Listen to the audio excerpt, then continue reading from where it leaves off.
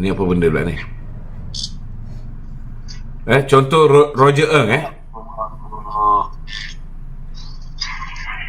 Ni Datuk, Ada satu je Datuk. Ada orang baca jampi ke apa?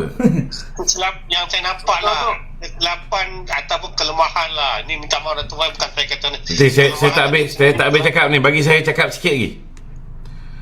Saya nak orang buka mata bagaimana tak logiknya.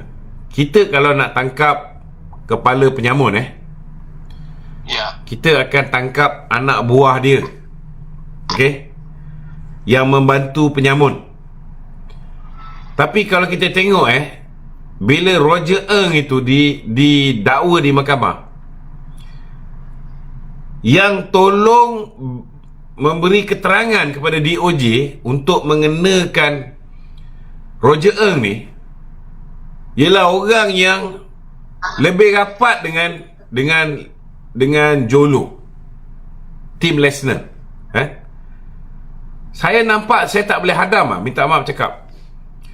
Sepatutnya hari ni kita tangkap, contohnya kita tangkap Tim Lesner yang dapat 75 juta US dollar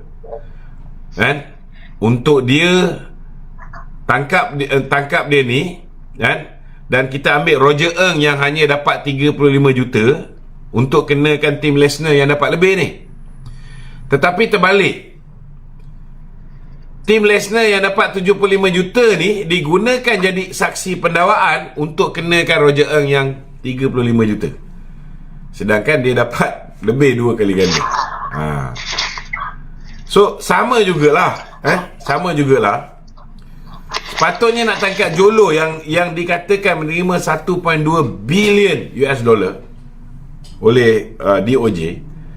Sepatutnya orang macam Roger Ng, orang macam Tim Lesner, mereka ni dijadikan saksi pihak pendakwaan untuk membicarakan Jolo, sama ada dia ada ke, dia tak ada ke, dia lari ke, dia perlu dibicarakan.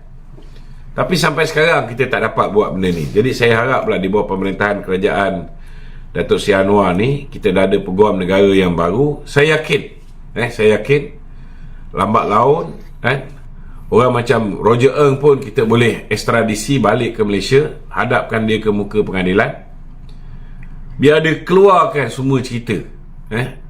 Sebab dia banyak saya mengikuti kenyataan-kenyataan yang dia keluar ketika dia berada dalam perbicaraan. Saya yakin kalau dia dapat beritahu semua yang terlibat, ada 100 lebih nama yang mendapat duit daripada Jolo ni, bukan sikit orang, 100 lebih nama yang terlibat dalam penyelewengan duit 1MDB. Kalau semua ini dikeluarkan, saya yakin peluang Datuk Seri Najib untuk mendapat keadilan, namanya dibersihkan, ianya lebih mudah dan lebih baik, insyaAllah. Okey, kita bagi laluan kepada Munafik Hunter. Nama Dok. Ya. Saya Dok. Waalaikumsalam. Ni saya nak tanyalah. Ada satu video yang tengah viral ni kan. Okey. Yang ada mengatakan yang Datuk sendiri pernah tuduh PMS kita libat. Tadi saya pun dah jawab kan. Saya nak tanya ni, tadi saya dah jawab belum? Soalan tu juga yang aku nak tanya. Abang Man, aku nak tanya dulu, kau pun pernah kutuk Zahid kan? Yalah, sekarang ni aku nak tanya kau. Aku dah jawab ke belum? Tak, sekarang ni kau tanya, aku yang tanya dulu. Soalan balas soalan. Kau ni macam cikai lah. Relax, sedih je. Kan? Betul ke tak tuduhan kau tu? Sekarang ni aku dah jawab benda ni banyak kali. Kita dulu memang kita tak berkawan, betul tak? Tapi sekarang kita dah satu pasukan. Bila kita dah satu pasukan, kita dah buat keputusan, kita tidak akan mengeluarkan balik cerita-cerita yang kita cakap yang lepas. Dan kawan kita yang baru pun tidak akan mengulangi apa yang mereka tuduh ke atas kita. Ini sama seperti mana kalau dulu bila Muhyiddin bersama dengan kita, Muhyiddin pun kata bahawa PAS parti ajaran sesat. Sekarang ada tak Muhyiddin cerita PAS ni parti ajaran sesat? Mahathir pun kata bahawa PAS ni parti kafir, parti sesat, lagi menyesatkan.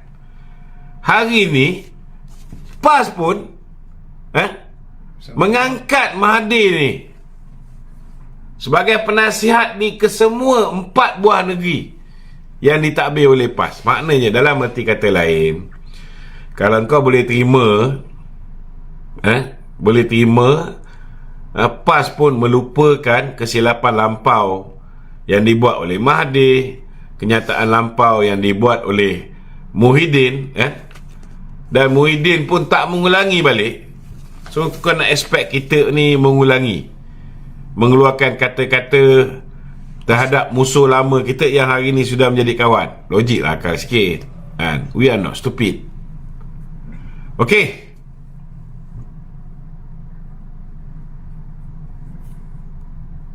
ada lagi soalan di ni studio? Tok, di media-media masa banyak mengatakan ura-ura akan ada rombakan kabinet secara besar-besaran. Rombakan kabinet?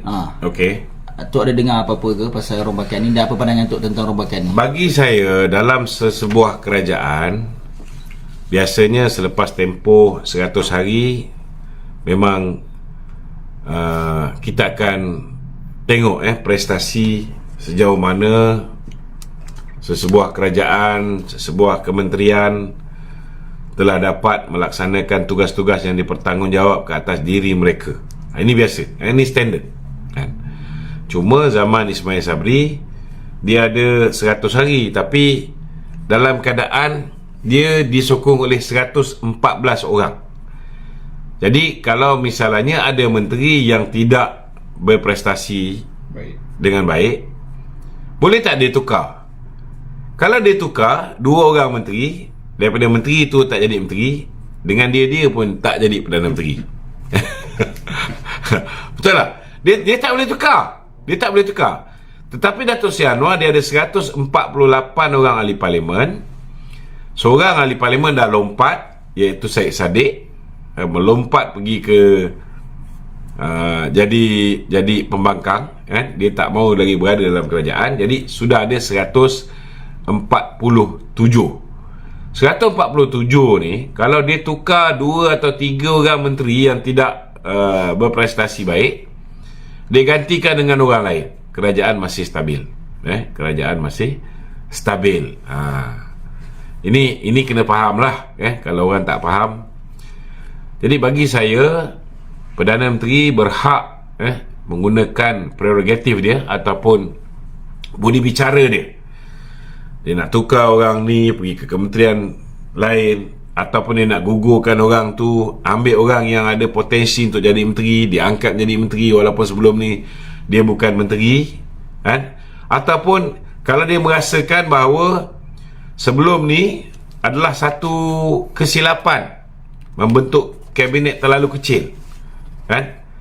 Dan sekarang ni kita perlu menggembling tenaga lebih ramai orang untuk duduk dalam kabinet, kan? Pengagihan kuasa tu perlu bak kata orang tu, maknanya kerajaan terpaksa spend untuk besarkan kementerian supaya khidmat yang lebih baik boleh diberikan kepada rakyat. Contohnya, kalau dulu satu orang menteri kena jaga 3 portfolio lah, contohnya, macam dulu zaman Yeo Bee Yin, dia jaga Menteri Sains, Teknologi, Tenaga dan Alam Sekitar, kan? Tapi zaman Muhyiddin, dia pecahkan kepada 3. Sains dan Teknologi, 1 orang, Khairi Jamaluddin. Alam Sekitar, Tuan Ibrahim Tuan Mat. Tenaga, Samsul Anwar Nasarah, kan? Mungkin 3 orang tu lebih efisien berbanding dengan hanya 1 orang jaga.